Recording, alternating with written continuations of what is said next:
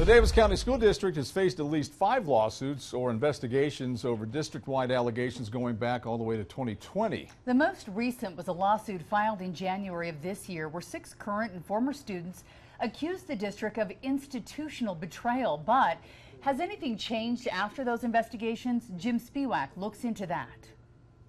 I felt like I was being compared to Hard to get the words out.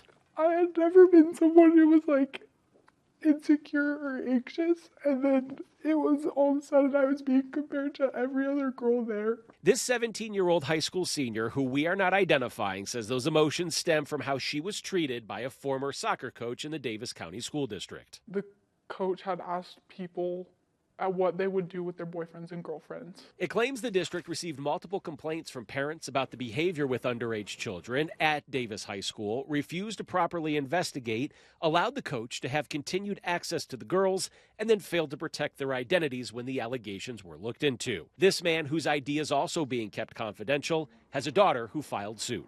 And she's resilient, she will, but it's going to take a lot of effort to recover somewhat from this and to try to not have these feelings of distrust and helplessness. In particular, it was a lot of what we would term grooming behaviors. Attorney Anna Bondi is the lead counsel for this complaint. What we expect a school to do is to protect our kids, not to protect its staff members against even an investigation. In a statement, the Davis School District said they take all allegations of misconduct seriously, but declined to comment because this case was pending. Ray Duckworth, the chapter lead of Utah Black Lives Matter, has been pushing for more accountability since student Izzy Tishner died by suicide after reporting she was being bullied. It's definitely not something I wish others to go through. A U.S. Department of Justice investigation found the school district failed for years to protect Black and Asian students from serious and widespread racial harassment. Since then, additional lawsuits have followed, including one from the district's racial harassment investigator who claimed she faced a hostile work environment, and another from a former Layton High School student who says racial harassment by peers and a coach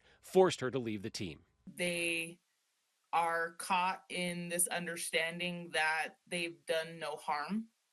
And that's because the harm that's, directly impacting people and children, those kids don't look like them. Duckworth says for there to be change, there has to be accountability. Unfortunately, it's just like a repeat. History often repeats itself. We've seen this before. The Davis School District says privacy laws limit what it can share about specific cases, but defends the concerns by pointing to broader system-wide changes. District leaders say they have built formal reporting channels, established clear policies, and implemented investigation processes handled by trained specialists when misconduct is reported. They also say training has been expanded, monitoring has been improved, and programming added to create safer, more inclusive school environments. The district points to an annual review included in its effective assessment report as a key tool for accountability and says outside evaluators have recognized its efforts as a national model. Reporting in Davis County, Jim Spiewak, KUTV 2 News.